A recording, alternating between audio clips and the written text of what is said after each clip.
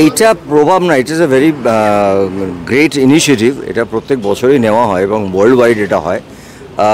Drugs কথাটাতেই আমার একটা ভীষণ নিজস্ব ব্যক্তিগতভাবে আপত্তি আছে, এবং আমার যেটা বারবার মনে হয় যে বাচ্চাদেরকে না প্রথম থেকে, মানে একটা বাচ্চা যখন অ্যাডাল্টের দিকে মুভ করে তখন তার কাছে এই শব্দগুলো যেগুলো আমরা ব্যবহার করি, বলি, চারিপাশে বলা হচ্ছে, সেইটা বোধহয় তাদের কাছে একটু ভারী হয়ে যায়। আরেকটু ছোটোবেলার থেকে যদি বোঝানো যায়, আমি জানি এটার পেছনে প্রচুর মানুষ কাজ করছেন বিশ্বজুড়ে মেন্টাল জায়গার থেকে, বাট এই মেন্টাল জায়গাটা বোধহয় আমাদের প্রত্যেকের দায়িত্ব যে এটা আরেকটু ছোটোবেলার থেকে বোঝানো। কারণ এই যে আজকে যেটা নিয়ে এত আলোচনা হচ্ছে চারিদিকে, ছোটোবেলা তো আমার বাবারও ছিল, আমার ঠাকুরদারও ছিল, তখন তো এই মেন্টাল কন্ডিশনসগুলো, লাইফস্টাইলগুলো মোটামুটি কিন্তু কখনোই পাল্টায় না।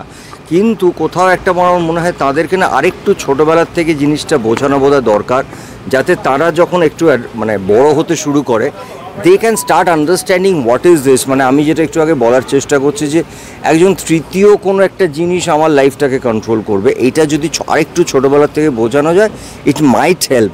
But I think this is a wonderful initiative, এবং আমরা চেষ্টা করি আমাদের মতন করে এসে মানুষের কাছে পৌঁছানোর। এবং এই দায়িত্বটা না শুধুমাত্র সেলিব্রিটি বা কলকাতা পুলিশ না, আমার মনে হয় আমাদের নাগরিক হিসেবে একজন, মানে যদি বোঝা যায় বা দেখা যায় বা বুঝতে পারি যে আমাদের পাশের বাড়ির কারোর একটা এরকম হচ্ছে, I think from that time এটাকে যদি টেক কেয়ার করা যায়, ইট বিকামস ইজিয়ার। কারণ একটা ওই অন্ধকার জগৎটা ঢুকে যাওয়ার আগে যদি তাকে কনসিয়াস করা যায়, it might help a bet.